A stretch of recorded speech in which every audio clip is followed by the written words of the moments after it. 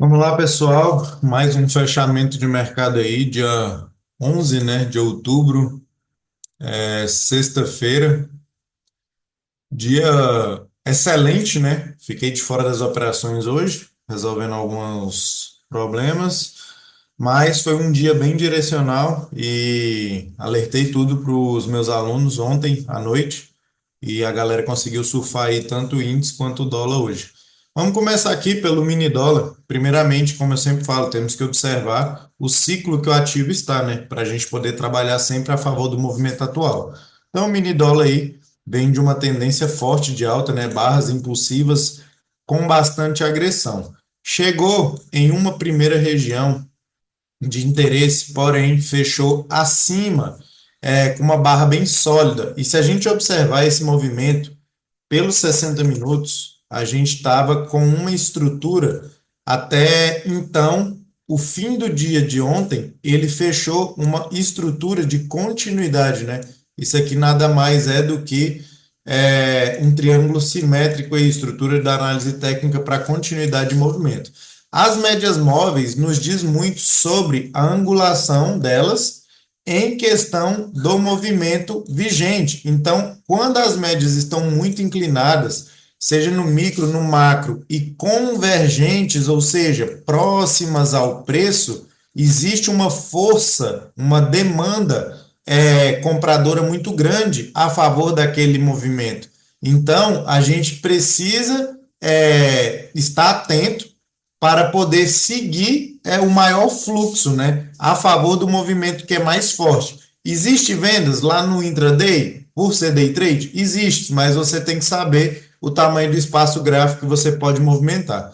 Como vocês podem observar aqui, tínhamos regiões onde foram bem respeitadas e um primeiro detalhe, por que que o preço rompeu toda essa região e simplesmente não respeitou a retração do último movimento que tínhamos aqui, ó, 7,640, né? Por que que ele atropelou? Simplesmente porque existe pontos de liquidez aonde o preço tem que buscar. Então, retração de movimento só tem validade se tiver junto com região de interesse. Então, temos que observar o melhor ponto. Aqui tínhamos 61,8, preço chegou lá, deu uma travada? Deu, mas a liquidez maior está lá em cima, onde gerou bastante defesa e, principalmente, ciclo do mercado, aonde foi buscar, era uma lateralidade antiga. Então, preço acumulado, aonde tem uma lateralidade, significa que tem bastante liquidez atrás de topos e fundos. Então, o mercado se movimenta atrás desses pontos, né, para poder buscar liquidez. E como que eu mapeio esses movimentos? Topos isolados, olhando o passado. Aqui, se a gente observar, temos vários falsos rompimentos, né? Só que olha aqui para trás, ó. Topinho lá do mês de agosto, lá do dia 6, mais ou menos. Deixa eu dar uma olhada aqui, ó. Lá do dia 8 de agosto aí, uma região isolada aonde defendeu muito o preço. Então, toda essa parte que está trabalhando acima, falso rompimento, liquidez está exatamente nesse ponto. Tínhamos aqui no meio desse movimento uma região para poder fazer parcial ou possivelmente região de alvo final, que era um gap que estava em aberto aqui, mas vamos compreender o movimento lá do micro. Primeiramente, tínhamos no macro, nos 60 minutos, que é o gráfico âncora, médias alinhadas, convergentes e estrutura gráfica de continuidade. Nos 5 minutos, eu sempre gosto de mapear a última estrutura, né? Como ponto de liquidez para a gente pegar a falha a favor do movimento. O que significa isso? Pivô ativado. Então, eu tenho aqui, ó, um pivô de alta ativado, ou seja, posso mapear desse topo para esse fundo um Fibonacci e observar dentro deste movimento aqui maior, dentro deste movimento maior, os pontos aonde eu tenho fundo que se tornam liquidez junto com retração do movimento. Então eu pego o Fibo lá da máxima do dia de ontem para o último fundinho vigente ali, ó, que é o pivô ativado. Eu tenho a famosa Gold Zone, né? A melhor zona de preço aí de FIBO para que a gente possa operar a favor do movimento macro. Então, é só aguardar a oportunidade dentro da região para executar passei isso aqui, alguns pegaram, outros não, porque tinha notícia no horário, não é errado ficar fora da notícia, é mais viável ficar fora do movimento de notícia, porque a gente nunca sabe se o preço vai violinar para depois voltar. Mas, se tratando de estruturas, primeira coisa que a gente tem que observar no intraday, a gente tinha um mercado em um movimento de alta, e aí ele abre hoje quebrando essa estrutura de continuidade, né? Eu tinha aqui, ó, vou colocar de vermelho, eu tinha aqui o último topinho vigente de ontem e a ideia do preço fazer isso aqui para continuar. Porém, o mercado abre abaixo da região, ou seja, ele quebra a estrutura da continuidade de alta que o mercado veio fazendo. Então, a gente tem a possibilidade de trabalhar uma venda, porém sabemos que aqui embaixo a gente tem a região de FIBO com o fundo de liquidez. Então, primeira oportunidade do dia aí, na mínima da perca dessa barra dos 2 minutos aqui, gera oportunidade de venda sim, só que o espaço gráfico era muito curto, não gosto de operar aí, chegou a pagar 9 pontos e depois o preço fez repique. Porém, como a tendência macro ela é compradora, é mais viável você aguardar a oportunidade e operar a favor. Então, como eu sempre falo, mercado chega em região de liquidez, aqui eu tinha um 61 com 50%, ele renova a movimentação de baixa, faz um pivô que é imediatamente ignorado. Aqui me permite uma compra, porque barra de ignição calçada em médias que não produz continuidade, a sua máxima ou mínima, se for na tendência contrária, sendo rompida, acelera, porque estopa quem está vendendo fundo. E a mesma coisa seria numa tendência inversa de quem estaria comprando máxima. Então, sabendo desse contexto, lá no 60, eu tinha bem nítido aí, ó, nossa média de 21 períodos, média aí que é GPS do mercado, né? Inclinadíssima para cima. Então, já era um primeiro ponto que aquele movimento do dólar seria um falso rompimento. Nos 5 minutos, eu tenho um preço que abre rompendo uma média de 200, porém, sem estar ancorado na 21. Conceito básico aí de análise técnica, não vai fazer o rompimento de médias maiores se o candle que rompe a região não sair ancorado da 21. Então, mais um critério. E com as confluências ali da nossa região, ali, da retração de Fibonacci, né? Então, sabendo disso, o primeiro gatilho técnico mais saudável que deu foi a superação da máxima dessa barra de ignição. Stop era de 10 pontos, volatilidade de notícia, mas não preciso nem comentar aí, né? Foi um trade aí que pagou praticamente 90 pontos lá, ó, dentro da região de liquidez que a gente tinha no macro. Então, quando eu tenho espaço gráfico vazio, médias do macro alinhadas, oportunidade de condução de trade.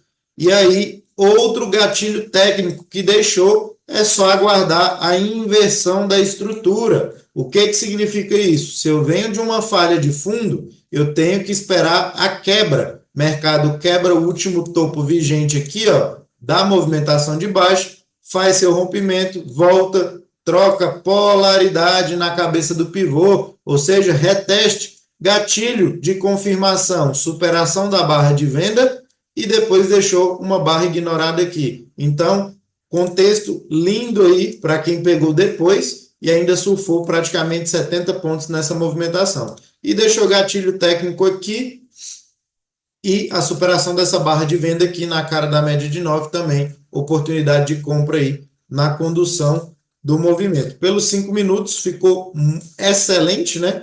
Barra de ignição, depois de uma quebra de estrutura, isso aqui é manipulação de institucional, superação dela, stop atrás, mercado vai embora aí a favor do movimento. Região de venda lá foi o único local que gerou oportunidade. Gatilhos com as médias muito inclinadas para você operar contra o preço, é melhor ficar de fora. Tem que esperar ganhar um leve distanciamento e tem que estar em região de interesse. Então eu tenho aqui, ó, mercado renovando um pivô, região de interesse, rejeição na própria barra. Isso aqui é um gatilho excelente, ainda deixou confirmação que seria oportunidade de adição, só que depois de um movimento desse esticado, é melhor ficar de fora, né? Tecnicamente falando. Stop era de 10 pontos, o mercado ainda chegou a pagar 2 para 1 aí, né? 20 pontos. E as oportunidades no dólar foram essas. Aqui, se a gente observar a condução técnica desse movimento, chegou a pagar 40 pontos aí. De certa forma, ainda foi válido, né? E esse gatilho que eu falei aqui, ó, pelo meio do caminho, muitas pessoas falam, ah, mas já o movimento já passou, vou comprar topo. Não, você está comprando um movimento a favor do macro em região também de troca de polaridade. Se a gente puxar aqui, ó, as máximas que foram rompidas, o mercado ativou um pivô de pré-rompimento exatamente na região, calçado pelas médias. Isso aqui é lindo de se operar. A favor do movimento, a angulação das médias bem inclinadas, você não precisa ter medo de operar a favor da tendência, né? Desde que o macro esteja em tendência. Não adianta operar médias com angulação boa no micro se o macro não tem tendência, que aí você vai tomar stop. E no mini índice não foi diferente. Já estava com região mapeada aqui, ó. Se a gente observar, o ativo vem numa forte tendência de baixa aí, né? No gráfico diário, médias próximas, chegando ali próximo à média de 200 do diário, e a gente tinha região de interesse aí mais abaixo, em confluência com o quê? Retração de Fibonacci de todo o movimento 61.8, com um topo totalmente isolado que não tinha sido testado. Melhor ponto de liquidez que tem dentro do mercado. Então, sabendo disso, a gente mapeia a movimentação. O mercado vem montando uma estrutura de uma cunha durante esses dias e hoje ele abre com um gap de alta, né? Gap de alta não, com gap de baixa, porém já jogando o mercado para cima. Só que tínhamos um ponto de troca de polaridade aqui, ó, nos 60 minutos, de dias anteriores que não tinha sido testado. Se eu pegar o fundo, ó, foi rompido e não tinha sido testado. Ponto de liquidez. Mesmo ponto aqui abaixo, ó, lado diário. É o primeiro reteste na região. Na maioria das vezes o mercado respeita. E qual outra confluência que tínhamos? Se a gente pegar aqui, ó, deixa eu colocar aqui nos 5 minutos, o último ponto que seria o fundo. Observem as confluências que a gente tinha. Com o último topo, eu tenho a minha zona de liquidez lá, melhor região de continuidade de uma tendência, a Gold Zone, né? 50% com 61,8. Primeira confluência aí, segunda confluência, troca de polaridade e estrutura gráfica.